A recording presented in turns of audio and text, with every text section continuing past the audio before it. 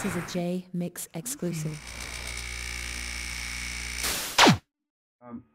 What's your favorite memory of working with Tupac that makes you smile moment?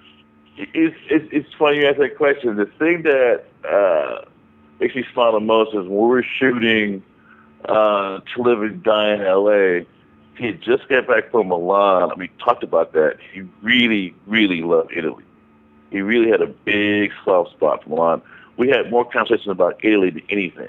Whoa! You mentioned Italy. You mentioned Milan. His face just lit up. What was his biggest excitement from Italy?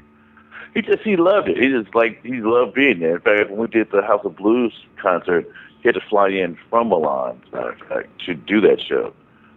In fact, before I even knew him, there was a Vanity Fair article about Tupac, and he mentioned in the article how much he really, really loved Italy. And I, love Italy also, so we had a great time talking about that. Nothing else even came close to our conversation than that conversation.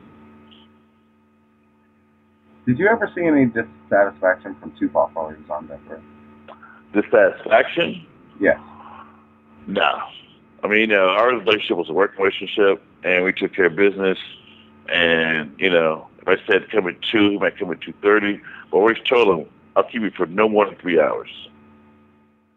And I would shoot everything I needed without him first. So when he came, it was like, here, we can do this, and we're out. I think he respected that. And I enjoyed this, but it gave me a great direction on set on how to utilize his time. He wasn't one to wait around much. He was a very, very busy man. Now you've done a lot of things. How do you feel that the music industry has changed since you got started? Oh, no question. I mean, it's like, is there industry anymore? Is the question. It's like artists have a very difficult time making money now. I mean, on the one hand, they have a difficult time making money in the traditional sense, but if artists have opportunity to market themselves well and own their own masters, perhaps they're making more money. But the record business is definitely changed just on the commercial side of it all. It's really difficult, to be developed as an artist. It's a very difficult process. What is your favorite project that you've worked on hands down? Wow. Well, that's a good question. I don't have one favorite. I may have 5 favorites. And I would say California Love, How Do You Want It, my Alicia Keys at the Hollywood Bowl, my Mary J. Blige concerts, and working with Stevie Wonder. That's my top 5. And speaking of current projects, what is next for Kevin's One?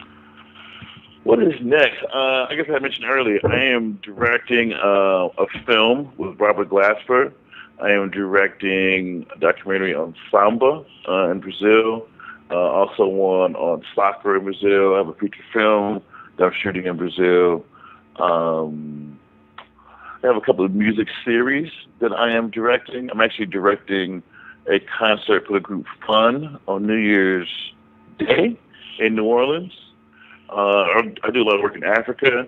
I plan to do work for China and keep working around the world. That's awesome. And in closing, do you have any words for the fans of Tupac trying to keep his legacy alive? Listen to his words. Listen to his words. He had some very poignant things to say. He had some great things to say about being conscious, about being diligent, about being steadfast, and about loving each other.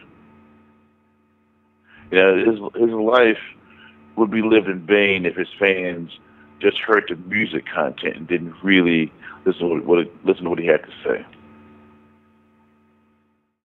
This is a Jmix exclusive.